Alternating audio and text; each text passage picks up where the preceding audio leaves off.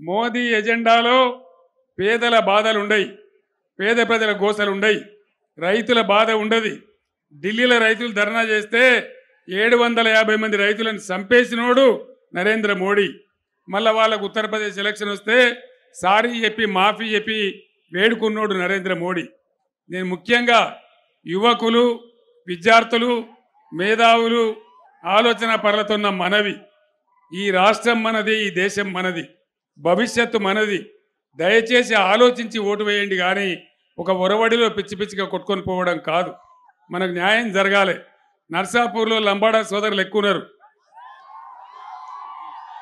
నేను 58 ఏళ్ళు మొత్తుకుంటే ఏ ఒక్క ముఖ్యమంత్రి కూడా లంబాడి తండాలు గ్రామ పంచాయతీలు చేయలే. గ్రామ పంచాయతీలు చేసిందే కేసీఆర్. మీకు డైరెక్ట్గా నిధులు పంపించిందే కేసీఆర్. గిరిజనులకు 10% రిజర్వేషన్ పెట్టిందే కేసీఆర్. ఇవన్నీ కూడా ఉన్నాయి. మీకు ఇంకొక ముఖ్యమైన విషయం చెప్తున్నాను నేను లంబాడా బిడ్డలకు. టీఎస్పీఎస్సీలో గ్రూప్ 1 పరీక్షలు జరుగుతూ ఉన్నాయి. గ్రూప్ 1 పరీక్షలలో హైకోర్టు అడిగింది ప్రభుత్వాన్ని, ఇది అన్యాయం, 10% రిజర్వేషన్, ఇది విరుద్ధంగా ఉన్నదో అని మాట్లాడింది.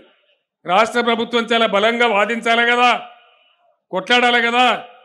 అప్పుడు బీఆర్ఎస్ గవర్నమెంట్ చేసింది, మొత్తం రిపోర్ట్ తెప్పించి కమిటీ చేసింది అని దాన్ని నిలబెట్టాలి కదా.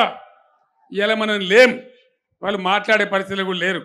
నేను లంబాడి బిడ్డలతో మనవి చేస్తా ఉన్నా, మన 10% రిజర్వేషన్ మనది మనకే ఉండాలన్నా ఖచ్చితంగా పార్లమెంటుకు వెంకట్రామరెడ్డి గారు పోవాలి, మన తరఫున వాదించాలి, మాట్లాడాలి. అందుకోసం గిరిజన బిడ్డలైన లంబాడీలు కూడా దయచేసి మీరు వెంటనే చేయాలి. మీ పోడు భూములు ఇచ్చినాం, పోడు భూములకు మన రైతు బంధు పడ్డదా? పోడు భూములకు రైతు బంధు రాలే కదా. బీఆర్ఎస్ ఉన్నప్పుడు వచ్చింది, రైతు బీమా కూడా చేసినాం, కానీ ఇప్పుడు లేదు. ఇప్పుడు ఎవరికి లేదు, గిరిజన బిడ్డలకు కూడా లేదు. అందువల్ల నేను మీ అందరినీ కోరేది, సమాజంలో ఏ ఒక్క వర్గం గురించి కూడా ఈ కాంగ్రెస్ ప్రభుత్వం పనిచేయడం లేదు. అందుకోసం అందరం ఏకమై తెలంగాణ కాపాడుకోవాలి.